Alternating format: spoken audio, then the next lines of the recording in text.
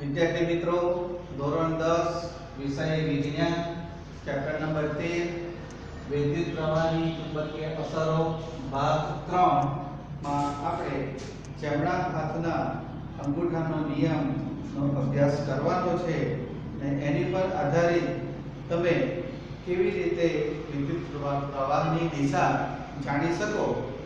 ભાગ 2 ની અંદર આપણે જોયું કે પૂઠાના લંબચોરસ કે ચોરસ પૂઠાના મધ્યમાં તારને ગોચીને એ આપણે પ્રયોગ જોયો તો ચુંબકીય બળ રેખાઓની દિશા બદલાય છે. છેડા જો બદલવામાં આવે તો તેની દિશા બદલાય છે અને એ દિશા બદલાય છે એની ઉપરથી અહીંયા મેં પોઝિશન દર્શાવેલી છે કે વાહક તાર ને પૂઠાઓમાંથી પસાર કરી વિદ્યુત પ્રવાહની દિશા અહીંયા બેટરીનો અહીંયા પ્લસ છેડો જોડેલો હોય, ટૂંકમાં દર્શાવું છું, પ્લસ છેડો હોય તો વિદ્યુત પ્રવાહ નીચેથી ઉપરની તરફ એનું વહન થાય છે. નીચેથી ઉપરની તરફ વિદ્યુત પ્રવાહ વહે છે અને જો પ્રવાહની દિશા ઉપરથી નીચેની તરફ જતી હોય તો બેટરીનો પ્લસ છેડો આ રીતની પોઝિશનમાં જોવા મળશે. એટલે બંનેની દિશા અલગ અલગ છે. આપણે આ તીરની દિશાની પર ખાસ ધ્યાન કેન્દ્રિત કરવાનું છે. તો જમણા હાથના નિયમ શું કહે છે કે તમે આ રીતે, અમારો જમણો હાથ છે, જમણા હાથની અંદર આ અંગૂઠો છે એ વાહકની દિશા બતાવે છે. જમણા હાથની અંદર અંગૂઠો પ્રવાહ ની દિશા દર્શાવે છે. અંગૂઠો જે છે એ પ્રવાહની દિશા દર્શાવે છે. આ રીતે ઉપરની તરફ વિદ્યુત પ્રવાહ વહે છે, આ નીચેની તરફ વિદ્યુત પ્રવાહ વહે છે અને આંગળીઓ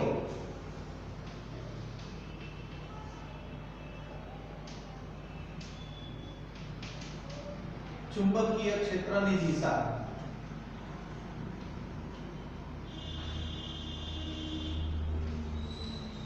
ચુંબકીય બળ રેખાની દિશા દર્શાવે છે. એટલે ચુંબકીય ક્ષેત્ર રેખાની, ચુંબકીય બળ રેખાઓની દિશા દર્શાવે છે. એટલે અંગૂઠો આ રીતે ઉપરની તરફ વિદ્યુત પ્રવાહનું વહન થાય છે ત્યારે આ જે તાર છે એ તારમાંથી, આ તાર છે, તારમાંથી વિદ્યુત પ્રવાહ આ રીતે અંદરથી બહારની તરફ વિદ્યુત પ્રવાહનું વહન થાય છે. અંદરથી બહારની તરફ એટલે અહીંયાથી વિદ્યુત પ્રવાહનું વહન થઈ આ દિશામાં જાય એટલે ચુંબકીય બળ રેખાની દિશા આંગળીઓની દિશામાં જોવા મળે છે. એટલે આ રીતે પોઝિશન જોવા મળે છે. આ નિયમને આપણે જમણા હાથના અંગૂઠાનો નિયમ કહીએ છીએ.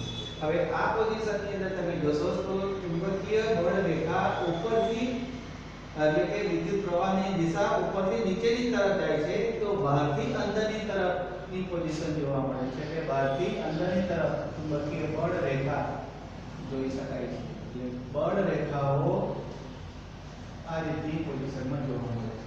એટલે વાહક તાર તમે હાથમાં પકડેલો કલ્પો તો હાથની અંદર આ વાહક તાર હોય તો ઉપરની દિશામાં જો વિદ્યુત પ્રવાહનું વહન થતું હોય તો ચુંબકીય બળ રેખા બહારથી અંદરની તરફ વહે છે અને આની અંદર તમે જોશો તો દિશા બદલાઈ જશે પાછી. એટલે જમણા હાથનો નિયમ જ આપણે એનો ઉપયોગ કરવાનો છે. જમણા હાથના અંગૂઠાનો નિયમ છે. જમણા હાથનો નિયમ પણ પાછો જુદો છે, એ પછી આવશે. એટલે ખાલી જમણા હાથના અંગૂઠાનો નિયમ કયો છે એટલે અંગૂઠોનો મહત્વનો ભાગ ભજવે છે. જે દિશામાં વિદ્યુત પ્રવાહનું વહન થાય આ દિશામાં વિદ્યુત પ્રવાહનું વહન થતું હોય, દાખલા તરીકે ચોકની દિશામાં આ રીતે ચોક પકડેલો છે, વિદ્યુત પ્રવાહ નીચેથી ઉપરની તરફ વહેતો હોય ત્યારે તારમાં વિદ્યુત પ્રવાહ બહારથી અંદરની તરફ વિદ્યુત પ્રવાહનું વહન થશે અને જો આ દિશામાં હશે તો એની દિશા બદલાઈ જશે. એટલે જમણા હાથના અંગૂઠાના નિયમમાં આ પ્રકારે ચુંબકીય બળ રેખાઓ ઉત્પન્ન થાય છે એમ કહી શકાય. એટલે કોઈ વિદ્યુત ભારિત તાર સાથે સંકળાયેલા ચુંબકીય ક્ષેત્રોની દિશા નક્કી કરવા માટે એક સરળ રસ્તો આકૃતિમાં દર્શાવેલો છે. કલ્પના કરો કે તમારા હાથમાં જમણા હાથમાં વિદ્યુત પ્રવાહ ધારિત વાહક તારને એવી રીતે પકડો કે જેથી અંગૂઠો વિદ્યુત પ્રવાહની દિશાનું સૂચન કરે। આ અંગૂઠો છે એ વિદ્યુત પ્રવાહની દિશાનું સૂચન કરે। જો તમારી આંગળીઓ વાહકની આસપાસ ચુંબકીય ક્ષેત્રની દિશામાં વીંટળાય છે, જે આકૃતિમાં દર્શાવ્યા પ્રમાણે જમણા હાથના અંગૂઠાનો નિયમ કહે છે। એટલે આ નિયમ મેક્સવેલ નામના વૈજ્ઞાનિકે ઉદ્ભવેલો, એટલે કૃક્ષુક સ્ક્રૂનો વિદ્યુત પ્રવાહની દિશામાં આગળ વિચારવાનું એ આગલા ધોરણોમાં એના વિશે તમારે ભણવાનું આવશે। અત્યારે માત્ર આંગળીઓની દિશા અને વિદ્યુત પ્રવાહની દિશા કોણ શું બતાવે છે?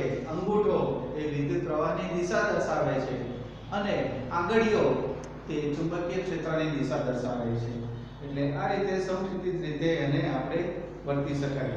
અહીંયા એક ઉદાહરણ આપેલું છે કે કોઈ સમક્ષિતિજ તાર પાવર લાઇનમાં પૂર્વથી પશ્ચિમ દિશાની અંદર વિદ્યુત પ્રવાહનું વહન થાય છે, તો તેની બરાબર નીચે આવેલા એક બિંદુ પાસે તેની બરોબર ઉપર આવેલા બિંદુ વચ્ચે ચુંબકીય ક્ષેત્રની દિશા કઈ તરફ હશે? એટલે પૂર્વથી પશ્ચિમ તરફ આ રીતે વિદ્યુત પ્રવાહનું વહન થાય છે। પૂર્વથી પશ્ચિમ તરફ, પૂર્વ દિશા અને આ પશ્ચિમ દિશા। તો પૂર્વથી પશ્ચિમ દિશામાં વિદ્યુત પ્રવાહનું વહન થાય છે। તો હવે પૂર્વથી પશ્ચિમ દિશામાં વહન થાય છે, જમણા હાથનો નિયમ કરો તો ચુંબકીય બળ રેખા અંદરથી બહારની તરફ વિદ્યુતની બળ રેખાઓ જોવા મળશે।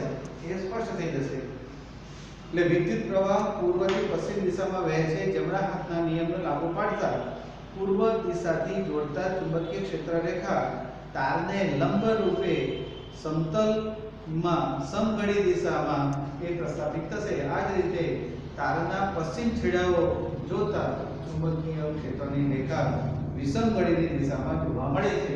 એટલે અહીંયા સમઘડી ઘડિયાળના કાંટાની દિશામાં અને વિષમઘડી એટલે ઘડિયાળના કાંટાની વિરુદ્ધ દિશામાં।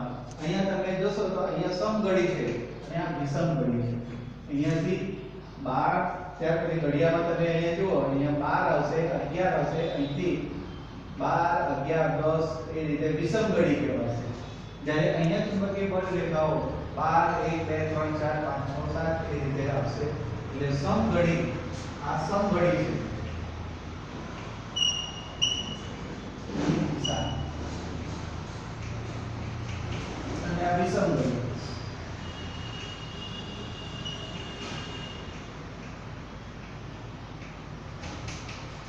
ની અંદર આ રીતે વિદ્યુત પ્રવાહ દિશામાં આવશે। એટલે અહીંથી આ વિદ્યુત પ્રવાહ વહે છે, આ વિદ્યુત પ્રવાહ વહે છે, એટલે તમે આ રીતે વિદ્યુત પ્રવાહ દિશામાં સમઘડી દિશામાં આવે। જો પ્રવાહની દિશા બદલી કાઢવામાં આવે, પશ્ચિમથી પૂર્વ તરફ લઈ જવામાં આવે, તો એ ઘડિયાળની દિશામાં વિષમઘડીની રીતે એ આગળ બળ રેખાઓ જોવા મળશે। એટલે સમઘડી દિશા અને વિષમઘડી દિશા આ રીતે આપણે જોઈ શકાય। હવે આ જે તારને આગળ આપણે લંબાવીએ અને વર્તુળાકાર લૂપમાંથી વહેતા વિદ્યુત પ્રવાહની ચુંબકીય ક્ષેત્રની વાત કરીએ, તો તારને આ એક સીધો સુરેખ તારની વાત છે। હવે સુરેખ તારની જગ્યા પર એક વર્તુળાકાર તાર લેવામાં આવે અને વર્તુળાકાર તારની અંદર ક્ષેત્ર રેખાઓ કેવી છે એ જમણા હાથના નિયમને આધીન જોવા મળશે। એટલે અહીંયા હવે આપણે આ નિયમ યાદ રાખવાનો છે, અંગૂઠાનો, જમણા હાથના અંગૂઠાનો નિયમ, એને યાદ રાખી અને વર્તુળાકાર લૂપમાં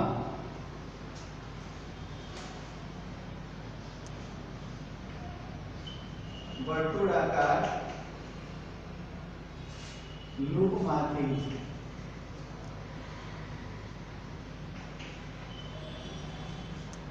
વહેતા પ્રવાહ વડે ઉદ્ભવતું ચુંબકીય ક્ષેત્ર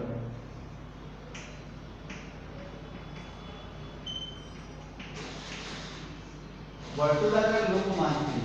હવે આગળ આપણે જે વાત કરી કે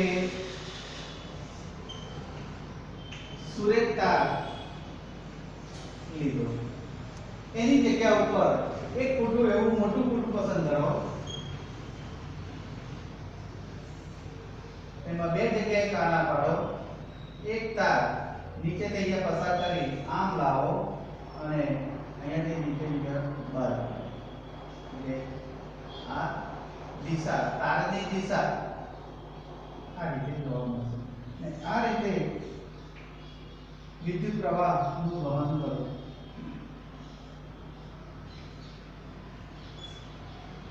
આ પ્લસ છેડો આ માઈનસ છેડો. તારનું લૂપ વર્તુળાકાર તો વિદ્યુત પ્રવાહ કઈ દિશામાં વહેશે તે આપણે જાણી શકીએ. એટલે દરેક જગ્યા ઉપર તારની દરેક પોઝિશનમાં વિદ્યુત પ્રવાહની ચુંબકીય બળ રેખાઓ કેવી રીતે ઉત્પન્ન થાય છે એ જોઈએ.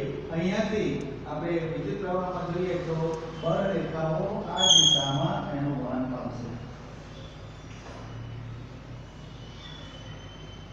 જ્યારે આ બાજુમાં તારની દિશા બદલાઈ ગઈ તો તારની દિશા બદલાઈ જશે તો આ દિશામાં વિદ્યુત પ્રવાહનું વહન એટલે કે ચુંબકીય ક્ષેત્રનું વહન થતું જોવા મળશે. જે ચુંબકીય બળ રેખામાં આ રીતે N અને S બે અલગ અલગ લૂપ તમને જોવા મળશે. એટલે તારને વર્તુળાકારે વીંટાળીને પછી બે છેડામાં વિદ્યુત પ્રવાહ પસાર કરવામાં આવે તો આ રીતે એનું અવલોકન જોઈ શકાય. અત્યાર સુધી આપણે સુરેખ વિદ્યુત પ્રવાહ ધારિત તાર વડે તેની આસપાસ ઉદ્ભવતી ચુંબકીય રેખાઓના બાદનું અવલોકન કર્યું. ચુંબકીય બળ રેખા અહીંયા પ્લસ છેડો અને આ બાજુ માઈનસ છેડો હોય બેટરીનો માઈનસ છેડો તો વિદ્યુત પ્રવાહની દિશા નીચેથી ઉપરની તરફ વહેતો હોય છે. ધારો કે તારને વાળીને એક વર્તુળાકાર લૂપ બનાવી તેમાં વિદ્યુત પ્રવાહ પસાર કરવામાં આવે તો હવે તેના દ્વારા ઉદ્ભવતા ચુંબકીય ક્ષેત્રની રેખાઓ કેવી દેખાશે? આપણે જાણીએ છીએ કે સુરેખ વિદ્યુત પ્રવાહ ધારિત તાર વડે ઉદ્ભવતું ચુંબકીય ક્ષેત્ર તેનાથી અંતરના વ્યસ્ત પ્રમાણમાં હોય છે. એટલે વિદ્યુત પ્રવાહ ધારિત તાર વડે ઉદ્ભવતું ચુંબકીય ક્ષેત્ર અંતરના વ્યસ્ત પ્રમાણમાં હોય છે. આ વાક્ય ખાસ યાદ રાખજો કે સુરેખ વિદ્યુત પ્રવાહ ધારિત તાર વડે ઉદ્ભવતું ચુંબકીય ક્ષેત્ર સુરેખ વિદ્યુત ભારિત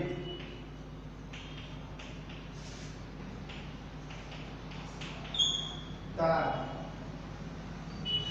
વડે ઉદ્ભવતું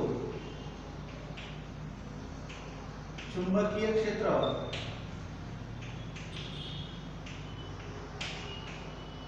અંતરના વ્યસ્ત પ્રમાણમાં તેનાથી ચુંબકીય ક્ષેત્ર તેનાથી અંતરના વ્યસ્ત પ્રમાણમાં